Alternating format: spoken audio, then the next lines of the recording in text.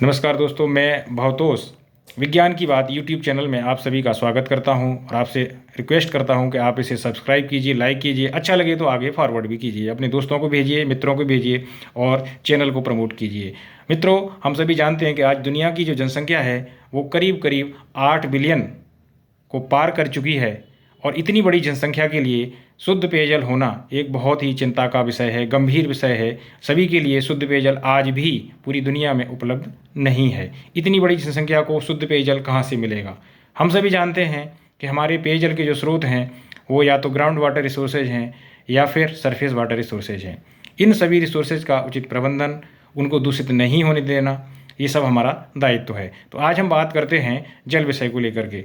दुनिया की जो बड़ी जनसंख्या है उसका 1/4 भाग, करीब करीब 2 बिलियन आबादी आज भी सेफ ड्रिंकिंग वाटर की उपलब्धता से वंचित है, उसको नहीं मिल रहा है। यानी दुनिया के हर 4 में से 1 व्यक्ति को सेफ ड्रिंकिंग वाटर नहीं मिल रहा है, शुद्ध पेयजल नहीं मिल रहा है।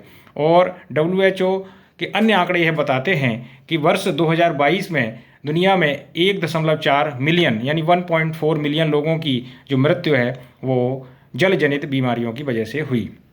यूनाइटेड नेशन की वर्ष 2021 की एक रिपोर्ट ये हमें बताती है कि दुनिया में जितने भी लोगों के द्वारा जल का प्रयोग किया जाता है अपने अपने घरों में, तो जो वेस्ट निकलता है जिसे हम डोमेस्टिक वेस्ट वाटर कहते हैं, उसका 44% यानी कि 44% जल सेफ मोड में ट्रीट नहीं हो पाता है और वो कहीं ना कहीं किसी न किसी रूप में हमारे सरफेस वाटर रिसोर्सेज या फिर ग्राउंड वाटर रिसोर्सेज को कंटामिनेट करता है, पॉल्यूट करता है, प्रदूषित करता है और हम उस जल का सेवन करते हैं और जल जनित बीमारियों से ग्रसित हो जाते हैं।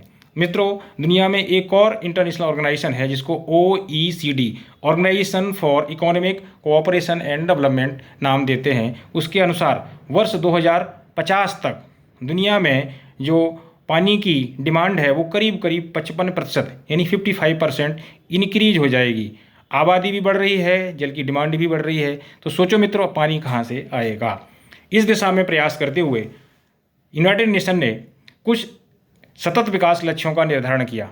SDG यानी जिन्हें SDG गोल्स नाम दिया गया, इस तरह के यूनाइटेड नेशन द्वारा 17 SDG गोल्स को निर्धारित किया गया। इनमें से जो गोल नंबर 6 है यानी SDG 6 वह क्लीन वाटर एंड सैनिटेशन को लेकर के एम है। उसका लक्ष्य है कि सभी को शुद्ध जल मिले, स्वच्छ जल मिले और सभी स्वस्थ हों, हेल्थ हाइजीन हो और सभी आगे बढ़ें। तो इस दिशा में अगर इन सभी 17 सस्टेनेबल डेवलपमेंट गोल्स को एकीकृत रूप में अगर हम देखते हैं तो हम पाते हैं कि एक बहुत बड़ी आबादी जो कि गरीबी से जूझ रही है वो मुक्त हो जाएगी। हमारा पृथ्वी ग्रह जो कि पर्यावरण की दृष्टि से बहुत ही बेहद संवेदनशील है, उसका संरक्षण होगा, पृथ्वी का संरक्षण होगा, पर्यावरण का संरक्षण होगा, मानव स्वास्थ्य की रक्षा हो सकेगी। अब हम आते हैं अपने देश भारत यानी इंडिया को लेकर बात करते हैं। मित्रों, आज भारत देश की आबादी भी करीब करीब 135 करोड़ से ऊपर निकल चुकी है।